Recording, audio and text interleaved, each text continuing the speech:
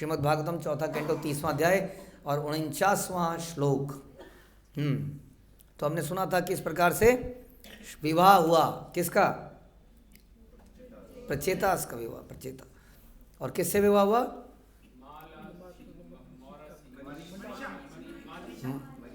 मनीषा नहीं था, हाँ, मंदाकिनी नहीं था। तो किस इसके पिताजी का नाम बताइए क्या है? कंडू। और प्रमलोचा उसकी माता का नाम है। और उसका नाम था मरीशा था, जहाँ तक मुझे याद है, यहाँ तक अभी आई रिमेम्बर, तो अभी मैं देख नहीं पा रहा हूँ, मरीशा ही नाम था। तो उनका जो पुत्र हुआ था उनका क्या नाम था? प्रचेता का पुत्र कौन हुआ था? दक्ष प्रजापति। तो हमने चर्चा करती है कि दक्ष का शरीर जो है, ऑल्दो बकरे का लगा, और बकरे का लगने के बाद वो दोबारा उसको ज़िंदा किया गया, लेकिन उसके बाद वो फिर से बकरे की माँ कब तक खैर मनाती? क्या है वो? बकरी की माँ कब तक खैर मनाती? मतलब अल्टीमेटली उसको काटना ही पड़ेगा, नहीं, बकरे का सर लग गया तो बकरे के सर से कुछ समय जिंदा रहे, लेकिन उस कलंक के साथ जिंदा रहना ना, वो कलंक दिख रहा था एक तरह से, ये मेरा असलियत है। तो उस शरीर को त्यागने के बाद भी दक्ष को फिर से पैदा होना पड़ा, because it is offense to Vaishnav. तो यहाँ बता रहे हैं, चाक्षुषे त्वनंतरे प्राप्ते प्राक सर्गे काल विद्रुते यह ससर्ज प्रजा इष्ट स दक्षो देव चोदिता। उसका पूर्व शरीर विनष्ट हो चुका था, किंतु उसी दक्ष ने परमेश्वर की प्रेरणा से चाक्षुष मनवंतर में समस्त मनोवांछित जीवों की सृष्टि करी। तो मनवंतर, मनवंतर चलता है। ब्रह्मा जी के दिन में कितने मनवंतर होते हैं, और कितने सालों में कितने युगा साइकिल में मनवंतर बदलते हैं? 71। उसमें युगा साइकिल में सरकार बदलती है, आप समझ लीजिए। तो एक समय पर एक मनु हेड करते हैं। तो इस वक्त सातवां मनवंतर चल रहा है, जो कि इसमें चाक्षुष बता रहे हैं, हमारा व्यवस्वत है, राइट? हाँ, तो चाक्षुष मनवंतर में अलग अलग मनवंतर, ये वाली सरकार, वो वाली सरकार, मनोवांछित जीवों की सृष्टि करी। तो ये प्रजापति रहे दक्ष, तो इनका काम है प्रजा करना, तो इसलिए प्रजापति के रूप में इन्होंने इस प्रकार से ये कार्य किया। तो यहाँ बता रहे हैं कि स्वयंभू मनु पहले, स्वारोचिच उत्तम तीसरे, तामस चौथे, रेवत पांचवें, चाक्षुष छठे और वैवस्वत सातवां। और फिर सावरणी, दक्ष सावरणी, ब्रह्म सावरणी, धर्म सावरणी, रुद्र सावरणी, देव सावरणी और इंद्र सावरणी। इस प्रकार 14 मनु ब्रह्मा जी के एक दिन में आते हैं। तो इस प्रकार होता है। तो वैवस्वत मनु इस वक्त चल रहा है। इससे पिछले मनवंतर में, चाक्षुष मनवंतर में, ये इस प्रकार से पैदा हुए और इन्होंने सृष्टि की रचना करी। तो इसकी पूरी डिटेलिंग दे रहे हैं कि एक ब्रह्मा जी के एक दिन में, तो अलग अलग से तरीके से देख सकते हैं ब्रह्मा जी के एक दिन को, कंफ्यूज मत होना। ब्रह्मा जी के एक दिन में 1000 युग साइकिल हैं, ठीक है? ब्रह्मा जी के एक दिन में 14 मनु भी बदलते हैं। एक मनु की अवधि रहती है 71 युगा साइकिल। एक बार मल्टीप्लाई करो, 71 × 14 कितना होता है? हाँ, हालांकि वही 1000 से पॉइंट मारा होगा कहीं, हाँ। तो इस प्रकार से सेम फिगर आ गई कि नहीं? कन्फ्यूजन तो नहीं भाई? 1000 युग साइकिल, 71 युग साइकिल में एक मनु, 71 में दूसरा, 71 में तीसरा, करते करते 14, 1000 हो गए, तब तक एक दिन खत्म हो गया। तो इस प्रकार एक दिन में 14 सरकार बदल जाती है। और ये सरकार, हमारी सरकार की 5 साल चलती है हमारी सरकार। 71 युग साइकिल का मतलब हो गया 43,20,000 एक युग साइकिल, इंटू 71 इंटू 100 कर लीजिए, 43 लाख हो गए, 4 करोड़, 43 करोड़। हाँ, तो 43 करोड़ का 70% निकाल लीजिए, 7 × 28 लगभग 30 करोड़ साल ऐसा हो गया। इतना टाइम नहीं, दिन नहीं निकाले अभी हमने तो निकाला क्या, दोबारा से करते हैं। हाँ, 43,20,000 तो साल निकाले ना हमने। दीज आर ईयर्स, ये अभी हम ईयर्स निकालें, दिन नहीं निकाले। तो इस प्रकार से मतलब, तो इस प्रकार ये ब्रह्मा जी का एक दिन है और उसमें इतनी कैलकुलेशंस हैं ये सब, और उसमें एक जो अवधि है वो काफ़ी लंबी है, हम ये कह रहे हैं एक मनुवंतर काफ़ी लंबा है, तो काफ़ी लंबी सरकार है। तो मनु कहाँ है इस वक्त? कहीं पर हैं, हमारी ज्ञान में नहीं है, लेकिन कुछ ना कोई तो संसार के, अब जैसे हम कहते हैं कि बिना एडमिनिस्ट्रेशन के रेड लाइट भी नहीं चलती। एक रेड लाइट कितनी तुच्छ चीज़ है, रेड लाइट के लिए भी कुछ चाहिए होता है, वरना अगर रेड लाइट ऑफ हो जाती है तो गड़बड़ जाती है कि नहीं। तो फिर संसार को कौन चला रहा हो? तो हम कहते हैं भगवान चला रहे हैं।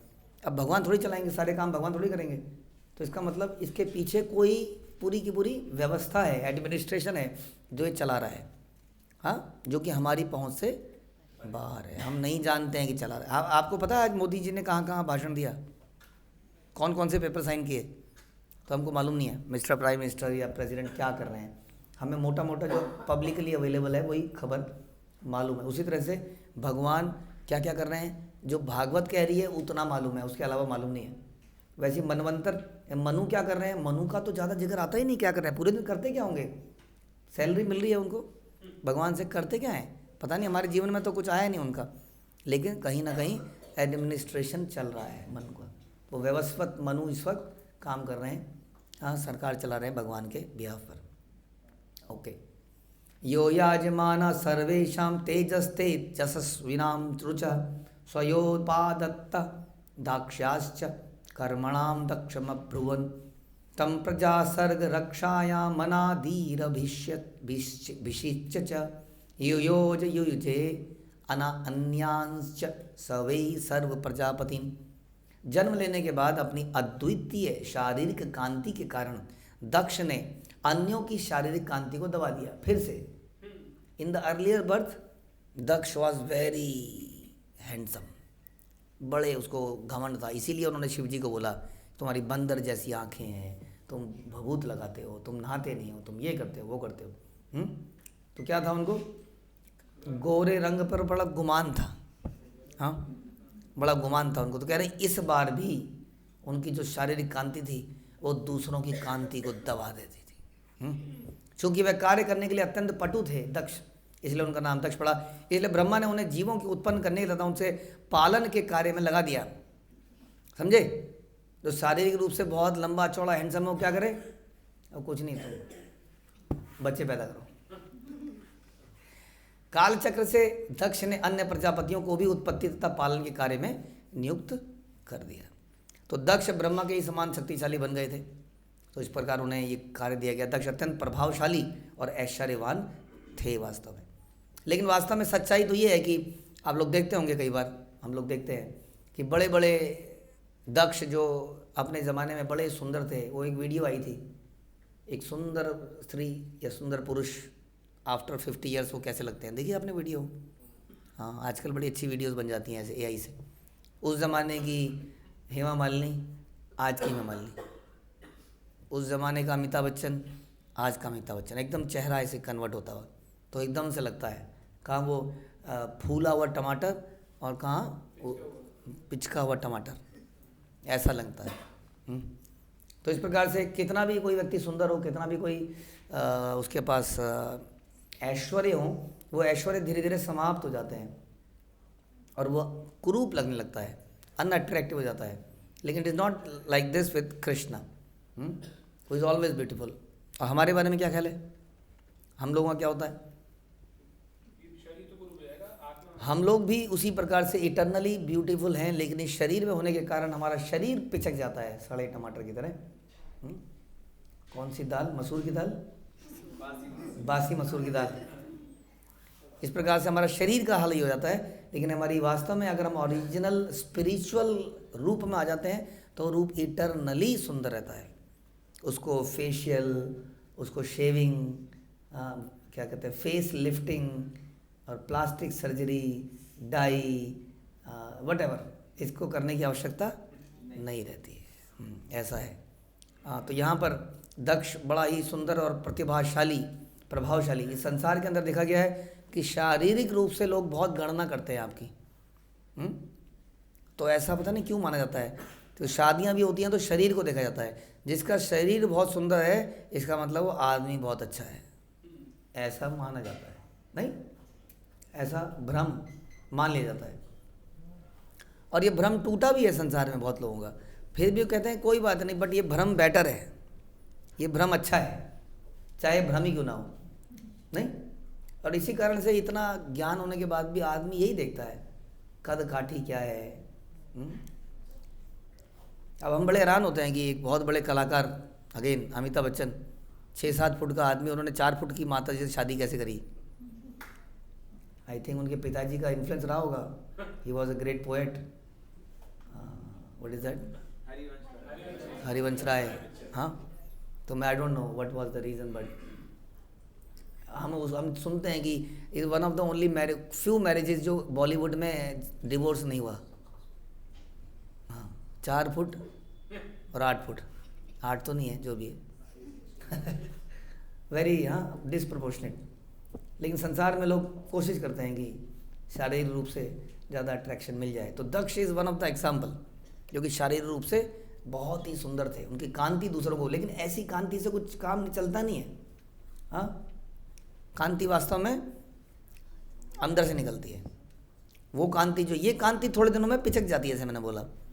और हमने देखा कि दक्ष इसी सुंदरता के कारण एक दिन घमंड में आके उन्होंने शिव जी के साथ क्या क्या कर दिया। तो we should not spend lot of time अपने को सुंदर दिखाने के लिए, ये हमारे अंदर देहात्म बुद्धि पैदा करता है।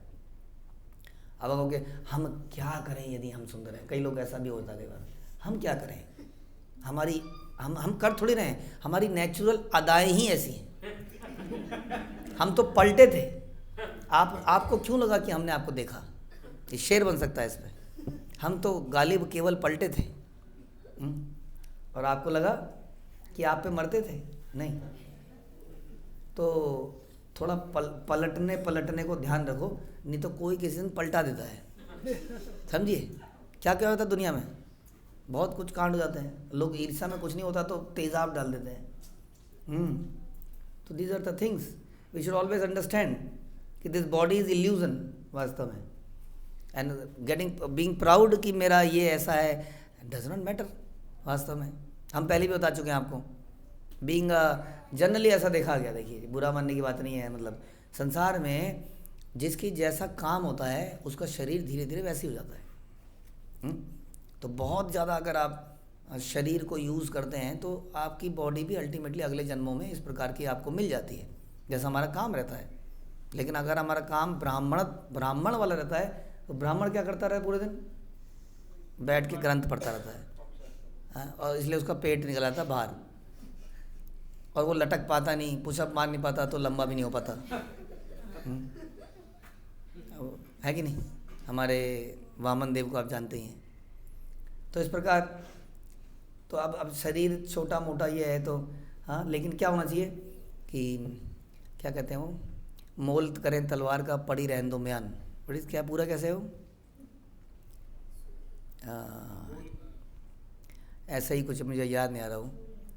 तो इस तरह से वो कह रहे हैं कि मोल करें तलवार का, तलवार की म्यान पता है क्या होती है आपको? दैट कवरिंग, यानी वो कवरिंग को नक्काशी वगैरह वगैरह वो करने की आवश्यकता नहीं है। तलवार के अंदर धार होनी चाहिए, पता लगा उसके अंदर जंग है, जैसे कि घोड़े में जा रहा है शादी में, तो उसके तलवार में धार नहीं है। जाति ना पूछो साधु की पूछ लीजिए ज्ञान, वैसे रूप ना पूछो साधु का, पूछ लीजिए ज्ञान। मोल करें तलवार का पड़ी रहने दो म्यान। आज हमारे पास कोई आया था एक बाहर से व्यक्ति, तो सारा यहाँ देख रहा था सारी चीज़ें हमारे ऑफिस के टाइम का। तो उसने कहा मैंने एक चीज़ देखी यहाँ पर, मेरे को ऐसी रियलाइजेशन हुई कि आप लोग इतना स्ट्रेस फ्री क्यों हो।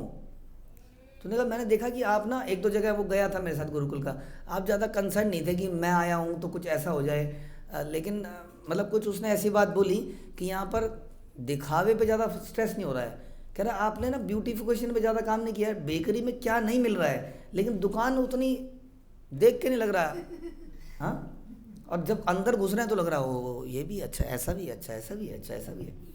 तो इसलिए आप लोग स्ट्रेस फ्री हो, क्योंकि इस चीज़ पे आपका ध्यान चला गया ना, वो ना संसार में अधिकतर हमारा ध्यान ही इसमें जाता है कि प्रेजेंट कैसे करना है अपने आप को, दिखना कैसे है, ये कहना है सारा दिमाग इसी में चला जाता है। इसलिए अल्टीमेटली तो मैंने उनको बोला, हमारे प्रभुपाद कहते थे यूटिलिटी इज़ द प्रिंसिपल।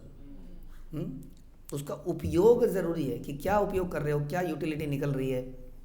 वही हो गया, मोल करें तलवार का, आउटपुट क्या है, उस व्यक्ति के हृदय में क्या है, अंदर क्या है, गुण क्या है, वो कैसा दिखता है, कैसा वो। एनीवे दिस इज नॉट, ये तो डेड है, नश्वर है, समाप्त हो जाएगा, तो इसका कोई लाभ इतना नहीं है। तो उस पर हमें फोकस करना चाहिए कि कैसे इंटरनल कंटेंट को कैसे रिच किया जाए।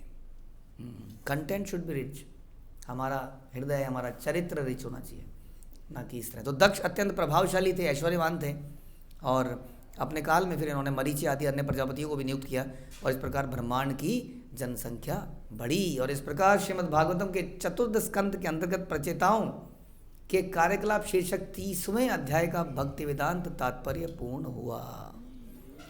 श्रील प्रभुपाद की जय, ग्रंथराज श्रीमद् भागवतम की